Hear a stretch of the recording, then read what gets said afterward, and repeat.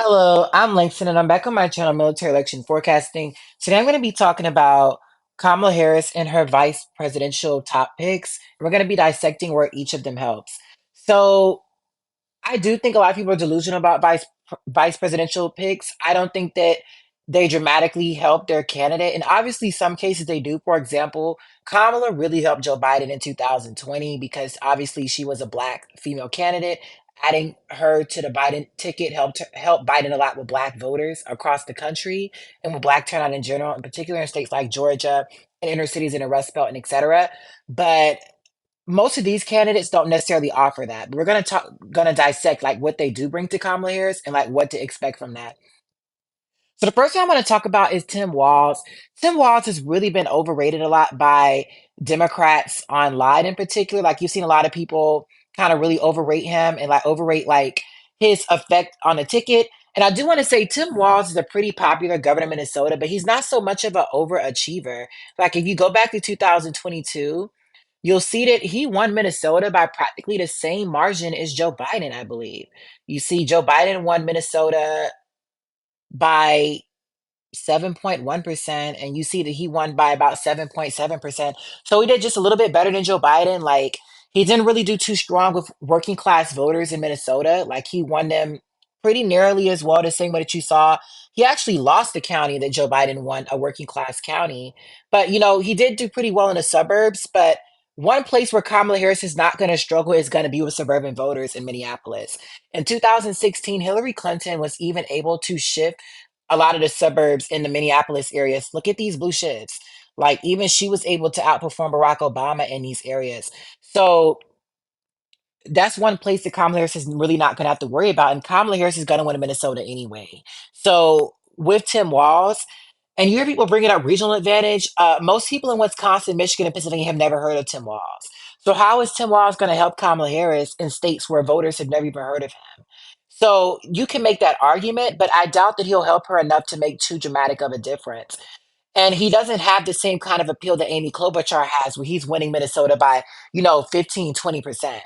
So it's very delusional to try to put him in that bracket because we're seeing with the data and his past performances, it doesn't match up to that.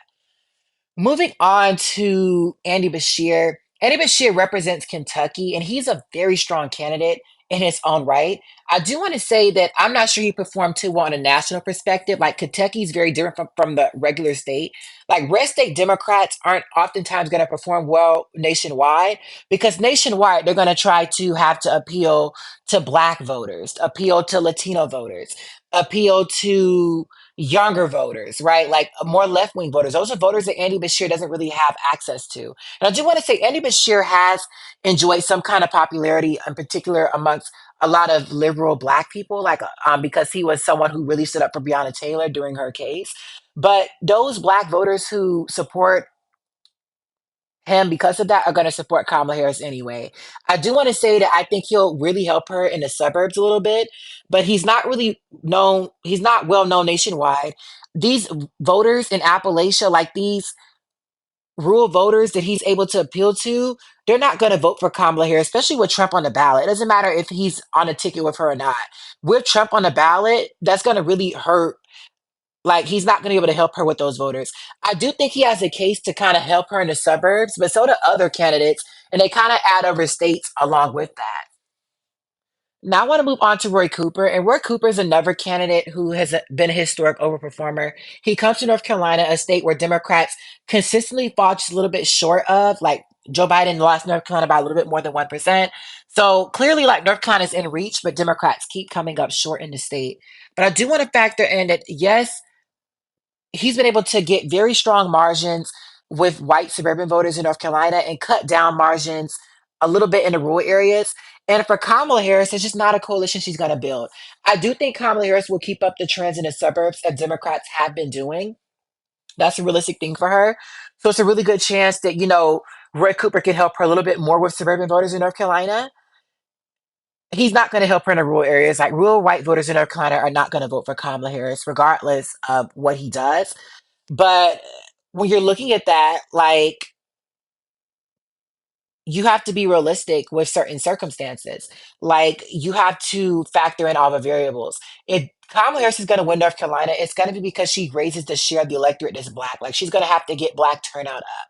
She's not going to do that by convincing a unrealistic amount of white voters in North Carolina to come to her aid. I definitely think she'll improve with them, but Roy Cooper is not going to convince white voters in North Carolina to vote for Kamala Harris, at least enough of them to give her the state.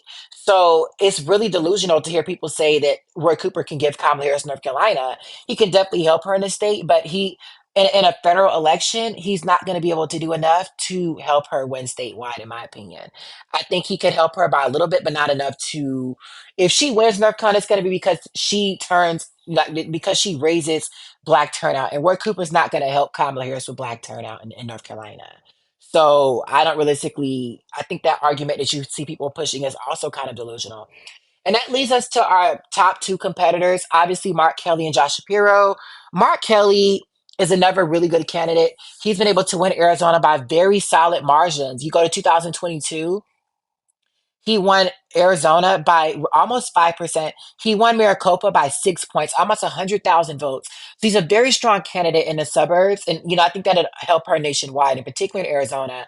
But to be fair, like in 2022, even Katie Hobbs was able to win Arizona.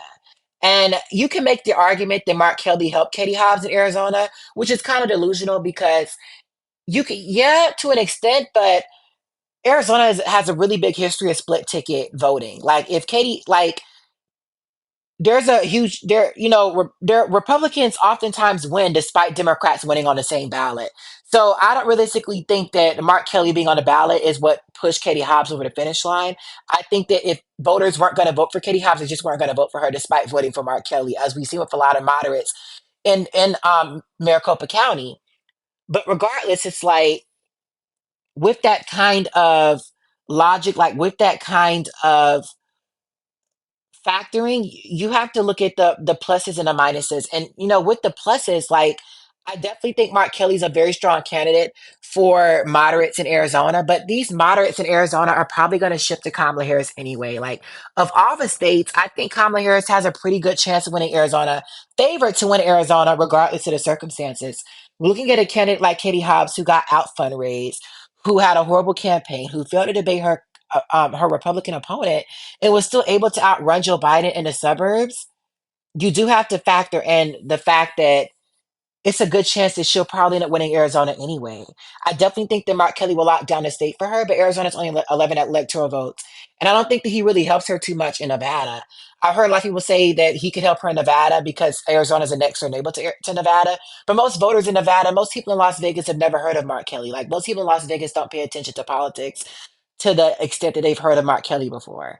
So I really disagree with that logic as well. Like, how can Mark Kelly help her in Nevada when most people in Nevada never heard of Mark Kelly before? The last candidate I want to bring up is Josh Shapiro. And Josh Shapiro, I think that he's another candidate that helps Kamala Harris in particular in Pennsylvania. If Democrats win Pennsylvania, they win the election, point blank, period. So in Pennsylvania, I think that Josh Shapiro, he definitely will help her in the Pennsylvania suburbs. Like Josh Shapiro is someone who won Pennsylvania by 15%. And he did really, really well in the Philadelphia suburbs. Like, look at these margins. He won Chester by 24. He won Montgomery by 40. He won Delaware by 37. Like, he won Bucks by 20. Like, look at these margins. He won Allegheny by 39 points. So, he's a very strong candidate in the suburbs. And, yes, he was running against a very weak candidate like Doug Mastriano. I think if he ran against Doug Mastriano today, I think he might probably win by a smaller margin, but that's besides the point. Even in 2020, he got the most amount of votes that any Democrat has ever gotten in Pennsylvania. I do want to factor in that Josh Shapiro is a very pro Zionist candidate, which means I think he could hurt Kamala Harris with a lot of the left wing liberal Democrats. But to be fair, those voters are not reliable. Like Kamala Harris can't rely on voters who are very flip floppity, who are probably end up betraying her anyway by the end of the election. So what he does add to the ticket is improving the Philadelphia suburbs. And I think that Kamala Harris will improve in the Philadelphia suburbs regardless. But I think that he'll help her even by just a percent or two. And that's enough in a state like Pennsylvania.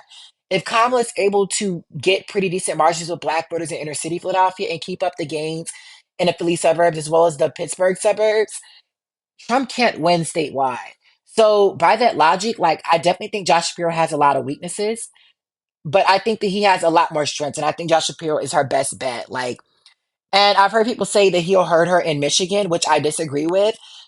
You know, Arabic voters are not that relevant to the Democratic electorate. Like Democrats don't really need Arab voters. Where I think that he will hurt, it will be with younger voters, you know, with a lot of pro-Palestine voters. But to be fair, those voters are not reliable. Like Democrats can't rely on those voters to win elections. So when you're dealing with inconsistent voters who might end up betraying Republicans, might end up betraying Democrats regardless and not turning out to vote for them, you need to take your chances with a candidate that has shown that they can outperform in certain areas. And I think Josh Shapiro is the best bet. Mark Kelly is the second best bet, but also Mark Kelly does take away a Senate seat in Arizona. Like Katie Hobbs will appoint a replacement, but there will be a special election in 2026, which Democrats still might be favored to win, primarily because of the fact that Arizona is so left trending and so anti-Trump. So if Republicans nominate a Trump candidate like Blake Masters or Kerry Lake, they'll probably win it regardless. But you don't even want to be in a situation where you're taking a risk like that. But in my opinion, obviously, as I discussed, I think Josh Shapiro is Kamala Harris's best bet, followed by Mark Kelly. The other Democratic nominees don't really add that much. A lot of people have brought up Pete Buttigieg, who would be a horrible nominee for Kamala Harris. Putting a gay white man on a ticket is not going to really help Kamala Harris anywhere.